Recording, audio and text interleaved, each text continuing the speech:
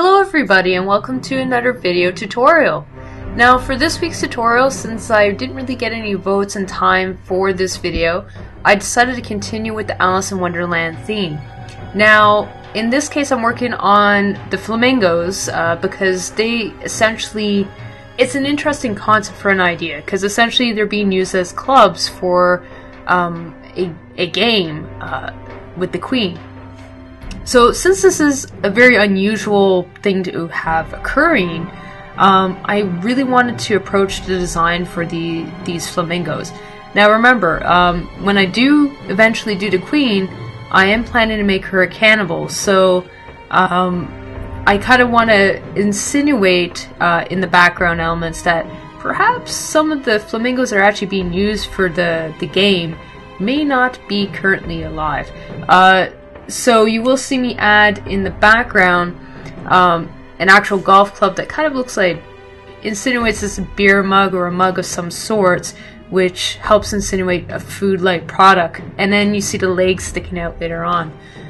So I'm trying to do this insinuation very subtly because I don't want to have it very obvious either. But I also do want to have some of the initial card characters also in the background.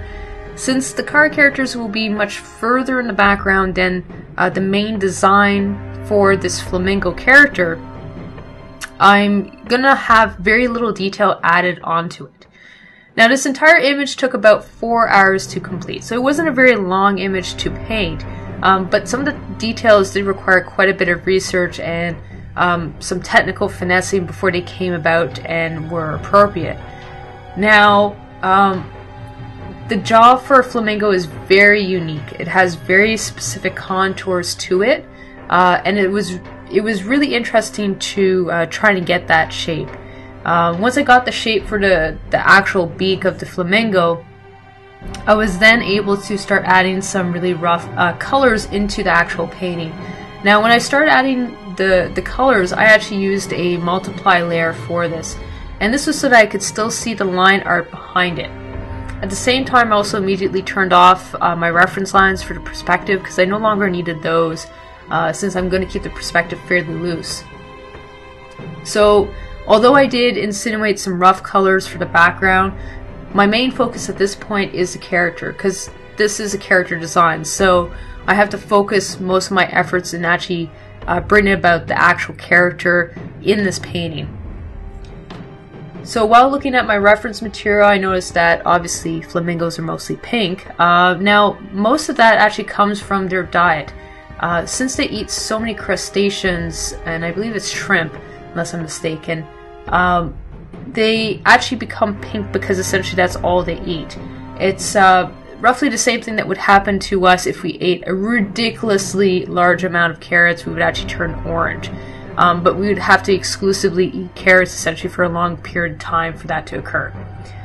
So that's essentially what occurs with these flamingos, is because their dietary habits are not varied enough, they tend to bring up the pigments or get the pigments from their food, and that does affect the color of their plumage. So I'm adding some spine-like attributes to obviously the flamingos to help tie them into the previous paintings that I have.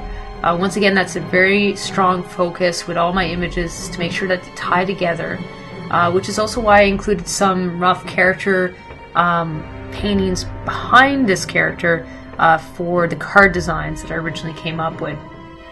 It helps tie everything together, which is always important.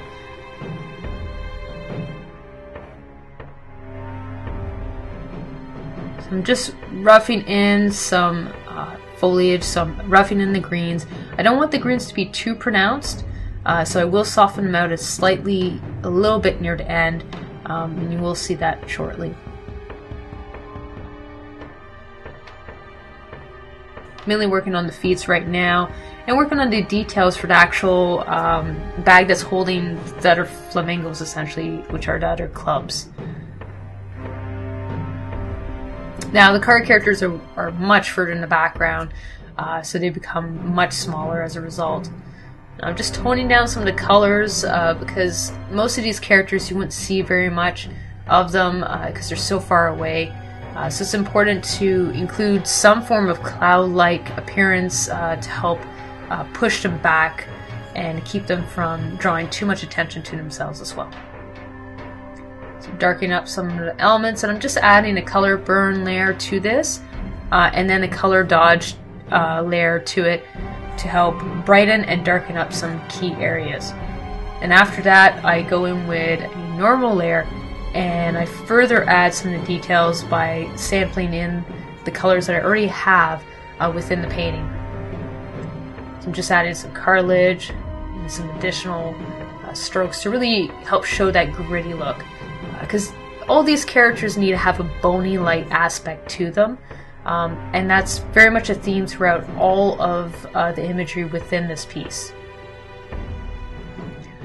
Once again, adding another color burn layer.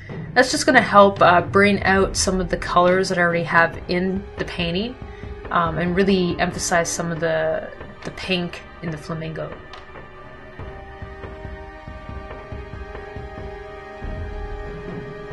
So make sure to vote for next week's video tutorial, because once again, if you guys don't vote, then I just randomly pick an image, so it may not be the one that you want to see.